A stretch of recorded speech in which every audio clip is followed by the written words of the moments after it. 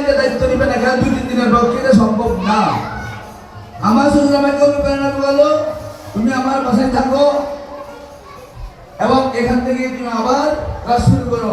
আমি আবারও কিসের অনুপ্রেরণায়, কিসের সাহসে ওর থেকে আসছে শরীরের মধ্যে যে এত ঘুম নাই, নিদ্রা নাই, আমি আবারও সেটা তৈরি করে অধিবাসের দিন আমি আমার শরীর সংগ্রহ করে আসতেছি। এখানে যখন সরকার গিয়েছিল হঠাৎ করে লঞ্চ ছেড়ে দিয়েছে, তখন আমরা আবার বিজি বলে গেলাম কিভাবে আসবো, আজকে না আসলে তো কালকে সম্ভব না। তখন আমরা লালবোর্ডে করে লালবোর্ড ভাড়া করে আমার শ্বশুর সহ আমরা রেখেছিলাম বিভিন্ন টেকনিক্যাল